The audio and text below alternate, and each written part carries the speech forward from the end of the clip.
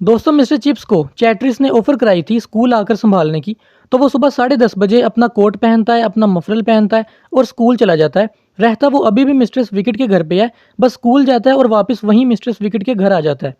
School में वो थोड़ी सी लैटिन और थोड़ी सी रोमन हिस्ट्री वगैरह बच्चों को पढ़ाता है और बच्चे हैरान होते हैं कि कैसे मिस्टर चिप्स को उन सारे बच्चों के चेहरे याद हैं जो पहले पढ़ चुके हैं, और जो अभी पढ़ रहे हैं उनके भी चेहरे और नाम याद हैं।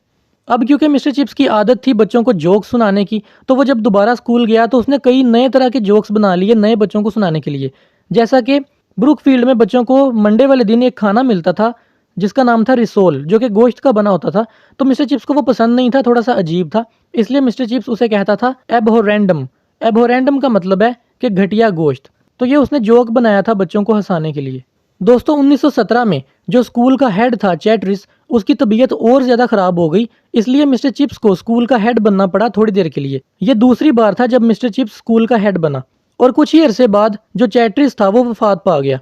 अब चैटरिस के मरने के बाद जो गवर्नर्स हैं उन्होंने मिस्टर चिप्स को कहा कि आप थोड़ी देर के लिए स्कूल को और संभाल लें। तो मिस्टर चिप्स ने कहा कि हाँ मैं ज़रूर संभालूंगा, लेकिन आप ऐसा मत कीजिएगा कि मुझे ऑफिशियली स्कूल का हेड बना दीजिए, ऐसा ना करिएगा। मैं थोड़ी देर के लिए स्कूल संभाल लूंगा, क्योंकि मैं अपने आप को इस काबिल नहीं समझता कि मैं स्कूल का हेड बन के रहूं। दोस्तों 1917 से लेकर 1918 तक मिस्टर चिप्स ही स्कूल का हेड रहा। वो सुबह सुबह चला जाता अपने ऑफिस में और जाकर वहाँ पर लोग जो आते थे कंप्लेंट्स वगैरह लेकर, जो शिकायतें लेकर आते थे, उन सबको सॉल्व करता। और मिस्टर चिप्स के पास एक बहुत ज़्यादा एक्सपीरियंस था चीज़ों को संभालने का भी, और उसकी उम्र का जो जो तजर्बा था वो भी उसके साथ था। वो बड़े अच्छे से चीज़ों को मैनेज करता। और जिस तरह चैटरिस हर इतवार को उन बच्चों की लिस्ट पढ़ के सुनाया करता जो ब्रुकफील्ड के बच्चे मरे थे जंग में, इसी तरह अब ये बारी मिस्टर चिप्स की थी। तो जब वो उन बच्चों के नाम पढ़कर सुना रहा होता तो वो रोना भी शुरू कर देता, क्योंकि वो उन सारे बच्चों को बाय फेस जानता था। दोस्तों एक दिन मिस्टर चिप्स को स्विट्जरलैंड से एक खत आया जो कि उसके कुछ दोस्तों ने भेजा था। वो खत जो था वो इस तरह लिखा गया था ताकि कोई आम बंदा उसे पढ़े तो उसे समझ ना आए, लेकिन मिस्टर चिप्स जो था उसे थोड़ी बहुत उस खत की समझ आ गई। दोस्तों उस खत के अंदर एक आदमी था मैक्स स्टेफल, उसकी इन्फॉर्मेशन थी कि वो मर चुका है। अब जो मैक्स स्टेफल था वो ब्रुकफील्ड में थोड़ी देर पढ़ा कर गया था, जो कि जर्मनी का रहने वाला था। अब जर्मनी के साथ क्योंकि जंग चल रही थी तो इसलिए खत को बड़ा खुफिया तरीके से लिखा गया था। जब मिस्टर चिप्स नाम पढ़ के सुना रहा होता है उन बच्चों के जो मर चुके थे जंग में, तो मिस्टर चिप्स उन बच्चों को याद करवाता है कि हमारे यहाँ एक प्रोफेसर होता था मैक्स स्टेफल नाम का, वो भी वेस्टर्न फ्रंट पे मारा गया है। दोस्तों ये ऐलान करने के बाद जो स्कूल के बच्चे थे उन्होंने आपस में बातें करना शुरू कर दी। वो कहते हैं कि वेस्टर्न फ्रंट पे मारा गया, इसका मतलब वो जर्मन था, यानी वो दुश्मनों की तरफ से लड़ रहा था। लेकिन फिर भी मिस्टर चिप्स ने उस आदमी का नाम उन लोगों के साथ बोला जो कि ब्रुकफील्ड के लिए लड़ते हुए मारे गए थे। लेकिन उन लड़कों ने फिर सोचा कि ये लगता है कोई मिस्टर चिप्स का अपना ही ख्याल है जो कि उसने हमें बताया, ऐसा कुछ नहीं हुआ होगा। दोस्तों एक बार ब्रुकफील्ड के क्रिकेट ग्राउंड में बेयोनेट प्रैक्टिस चल रही थी फौजियों की।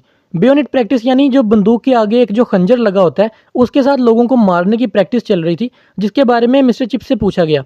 तो मिस्टर चिप्स ने कहा कि मुझे लगता है कि ये बहुत ही घटिया तरीका है किसी आदमी को मारने का। अब मिस्टर चिप्स की ये बात भी फैल गई जिस तरह मिस्टर चिप्स की हर बात स्कूल में फैल जाती है, तो लोग जो हैं वो मिस्टर चिप्स को प्री वॉर कहना शुरू हो गए, यानी एक ऐसा आदमी जो जंग से पहले का है। क्योंकि वो जंग से पहले का है इसलिए वो जंग में लोगों को हर्ट होता नहीं देख सकता, लोगों को मरता नहीं देख सकता, उसे बस मोहब्बत आती है। जिस तरह वो जर्मन आदमी के बारे में जो कि यहाँ पे प्रोफेसर था उसके बारे में मोहब्बत शो करता है, हालांकि वो दुश्मनों की तरफ से लड़ रहा था फिर भी। अब इसके क्वेश्चन आंसर्स करते हैं। मैं सोल्व क्वेश्चन स्क्रीन पे दिखाऊंगा, आप रोककर या स्क्रीनशॉट लेकर आराम से पढ़ लें।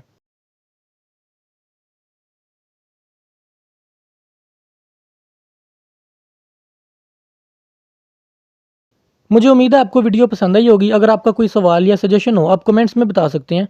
तो मिलते हैं अगली वीडियो में।